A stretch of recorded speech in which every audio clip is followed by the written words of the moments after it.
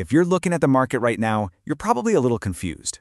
I mean, it feels weird, right? Some of the biggest winners from the last few years are suddenly dropping, but other parts of the market seem totally fine. So today, we're going to unpack exactly what is happening and figure out where the smart money is actually going.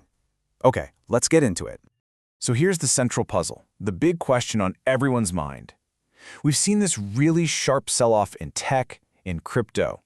But unlike other times this has happened, there's no obvious reason. It's not like there was some huge, earth-shattering news that came out. So what's really driving this thing?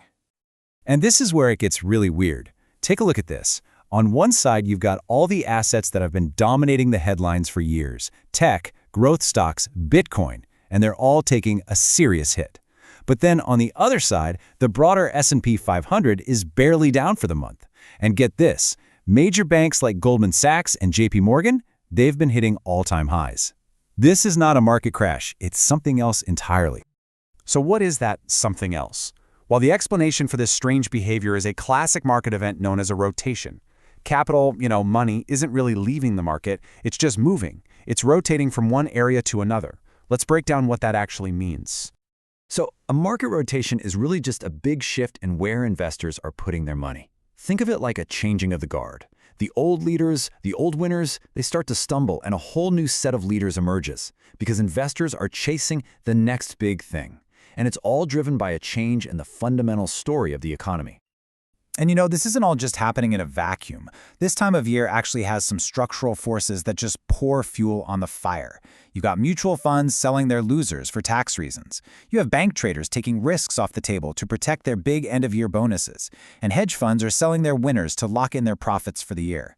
All this stuff creates churn and just speeds up the rotation that we're seeing. And this all leads us to a really, really crucial point.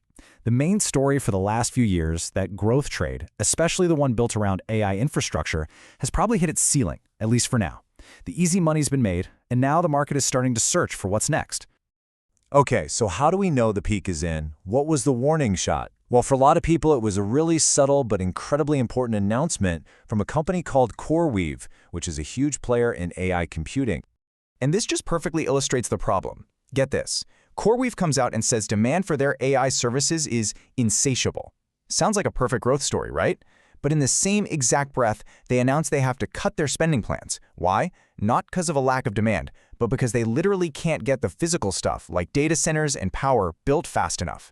The digital AI boom is running smack into a wall of concrete. So if the money is flowing out of building AI hardware, where's it all going? Is it leaving AI behind altogether? Not at all. Instead, it's rotating into the application of AI. And there's one sector in particular that's benefiting in a huge, huge way: pharmaceuticals. And just look at this chart. I mean, the numbers are staggering. While the S&P was down a bit, the pharma index just had its second best month since 1999. That is a massive divergence. It's a crystal clear signal of where the capital is flowing. This isn't a theory, folks. You can see the money moving in real time. So why the sudden excitement? What's the big deal with pharma? Well, it comes down to this one mind-blowing number, 90%. Historically, 90% of drugs that go into development fail. That wastes billions of dollars and decades of time. And AI is poised to completely change that entire game.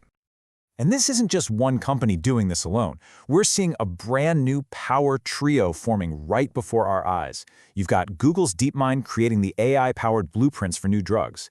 Then you have NVIDIA providing the raw computing muscle to run these crazy complex models. And finally, manufacturing giants like Eli Lilly are building the factories to actually produce these AI-discovered medicines. And if you want to grasp the sheer scale of this opportunity, the ambition here, just listen to this quote from the head of Google DeepMind, Demis Hassabis. He thinks that by 2035, we will have cured all diseases. Now, whether that actually happens or not, the market is betting that the journey to get there is going to be incredibly profitable. All right, so as all this cash is rushing into places like pharma, it has to be coming from somewhere, right? And that brings us to Bitcoin.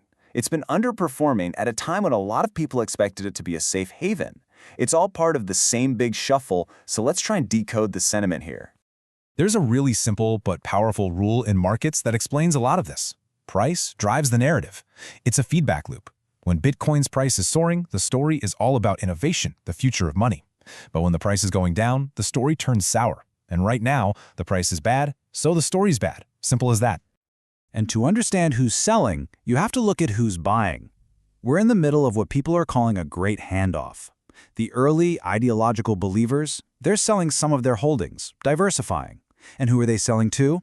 Well, to portfolio diversifiers. Think financial advisors buying ETFs for their clients. And also to survivalists, people in countries with shaky currencies who need it for very practical, real-world reasons.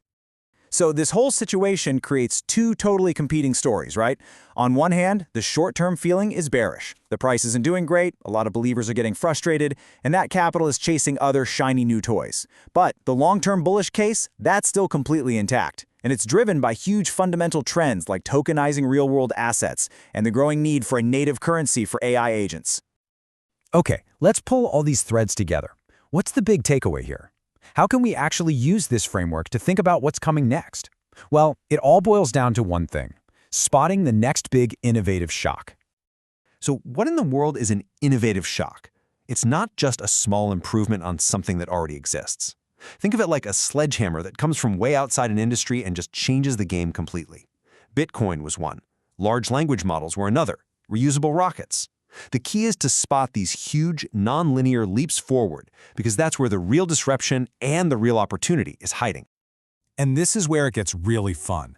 Based on everything we're seeing, where might those next shocks come from? Well, the new leaders could very well be in pharma and biotech, for sure. Also energy, financials, using AI to slash costs.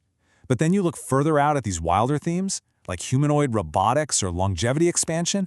These are the kinds of areas where capital is just starting to flow. So the whole point is this: the game is changing. The market is rotating away from what worked yesterday.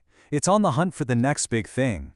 And that leaves just one final question you have to ask yourself: is your portfolio built for the past, or is it ready for the future?